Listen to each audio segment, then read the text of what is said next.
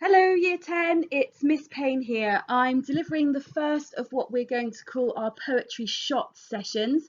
They are just like a double hit of espresso relating to one of the poems each week in the anthology. So what will happen is I will read through the poem again just to put it very, very firmly into your minds, and then give you a few little hints or a few of the major points that you're going to need to know, certainly the night before and on the day of your GCSE exam. So let's get stuck in. Prepare yourselves for a bit of drama. Here we go. Ozymandias by Percy Bysshe Shelley. I met a traveller from an ancient land who said, "Two vast and trunkless legs of stone stand in the desert. Near them, on the sand, half sunk, a shattered visage lies, whose frown and wrinkled lip and sneer of cold command tell that its sculptor well those passions read, which yet survive, stamped on these lifeless things, the hand that mocked them, and the heart that fed. And on the pedestal these words appear, My name is Ozymandias, King of Kings. Look on my works, ye mighty, and despair. Nothing beside remains. Round the decay of that colossal wreck, boundless and bare, the lone and level sands stretch far away." Right, so the first thing that we need to consider is the relevance of the title, because they're incredibly important in every poem within the anthology. And here it's very significant in the sense that very few of us recognise the name Ozymandias.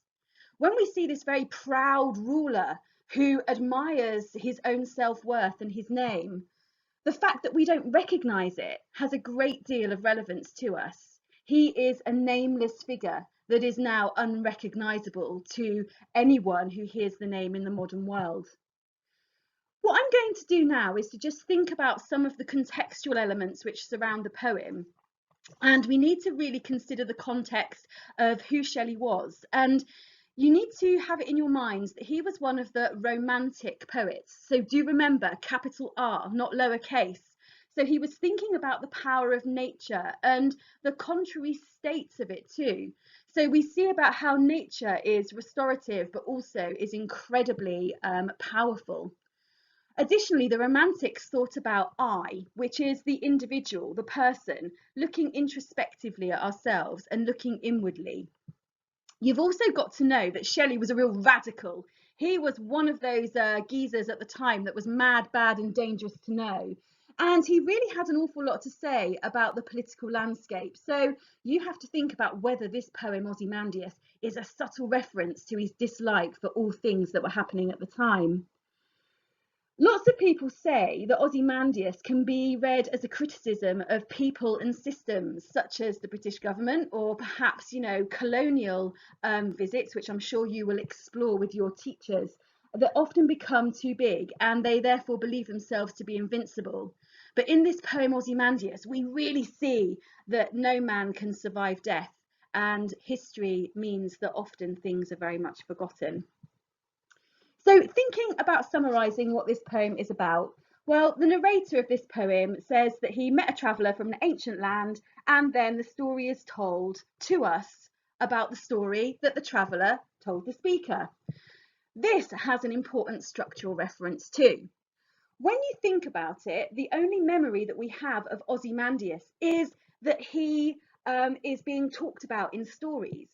And when you consider this, his power is lessened somewhat because the figure of Ozymandias is imprisoned within inside two different tellings of the story, those of the traveller and of the speaker.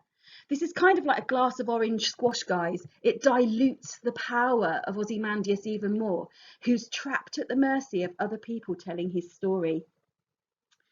So in the story, the traveller had seen the remains of a huge statue, and on the bottom of the statue, the inscription, okay, part of the statue that remained, were those words that linked to ideas of arrogance and pride.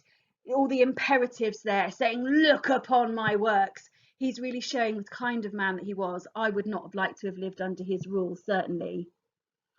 So let's think about how this is a general statement about politics in Shelley's day. It certainly was. He was certainly no supporter of royalty, and he had no qualms in saying so. Right. So I'm moving on to now the AO2 bits, thinking about language and structure. We need to think about the positioning, first of all, in terms of language and where the statue can be found. So we see this ruin in the middle of a desert. There is nothing else surrounding it. And this is this sense of a fall from grace. Okay, there is an old saying that pride comes before a fall. So if you do become too big for your boots, there can be some punishments for that. We also see this beautiful lexical or semantic field. Your teacher might have used either of those terms interchangeably, which connects to ideas of death. And this shows this sense of the ruination or the ruin of power. And these are words like sunk, shattered, lifeless. So we've got some really, really lovely descriptions there.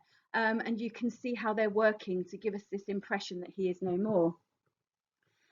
Also, we then move on to the descriptions of the ruler Ozymandias himself, and we think about ideas of how he looks. And we've got those phrases like frown and wrinkled lip and sneer of cold command. This could, of course, be your teacher quite simply on a bad day. But when we think about it, this does show the real negativity and the arrogance of the man that was Ozymandias. The next phrase I really like in this poem is shattered visage. And for those of you that don't know, a visage just relates to a face. It's just sort of a very posh and quite old styling of the word face there. And when we think about this description, it is the adjective here of him being shattered. It means that he is unrecognizable. If something is shattered, it's broken into lots of unrecognizable pieces. The next thing that I've briefly touched on already is this idea of imperative commands. We've got that look and despair, and these are words that of course link to power, so think about that. I also want to think about this beautiful bit of alliteration that goes on next, boundless and bare.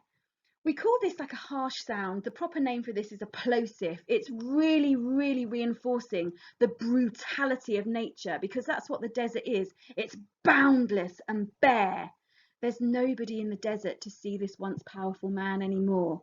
It's that brutal place where he's now forgotten. In the final sort of lines here, we've got this beautiful line, the lone and level sands stretch far away. This is the language of distance and emptiness, and the alliterative sound that we've got here is really soft, and it's like wind that whistles across the sand. So that's very teacherly of me, I know. Lots of fluffy stuff going on. Just a couple more things, so bear with me. We're going to just talk about the idea of the structure in the poem. This is probably just for the higher sets, because remember, you can achieve a really high grade just by talking about language, guys. But here, structure is a nice easy win, because this is a poem that's in the form, okay, so I'm mentioning form as well as structure here, of a sonnet. So it's what we would call a broken sonnet. It's named after an Italian sonnet, which is a Petrarchan sonnet, but it's actually broken, all right? It's not like a complete sonnet. It doesn't hold the same unique structure that we'd expect to see. What this actually relates to then is this idea of broken power. So the form and structure relates to this idea that he has no more power.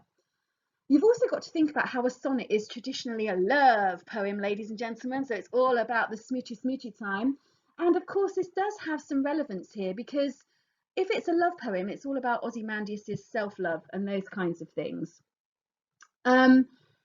Finally, I just want to mention that the lines are written in that bad boy. Yes, I'm going to mention it, ladies and gentlemen. It's iambic pentameter. All right, so we've got those lines, the 10-syllable lines, 5 of which are stressed, 5 are unstressed. If you're not sure about this, or your teacher's not gone through it yet, don't panic. We will be boring you to tears with that before you know it, okay? But iambic pentameter is the language of power, and you see it in lots of these poems within our cluster. So it's only really right that a poem about somebody who deemed themselves to be so powerful is written in those, okay? Now, just remember as well, in terms of structure, you can think about the different voices in the poem. Again, talk about those frames, thinking about how we have got Ozymandias kind of trapped in the middle with no voice of his own, and he only really comes to life through the ideas of the traveller and the speaker. So that was your whistle stop double shot espresso even, for Ozymandias. I hope that you've enjoyed this 5 minutes of fun-filled time with Mrs. P, and I hope you will have a lovely day. Take care. Thank you. Bye-bye.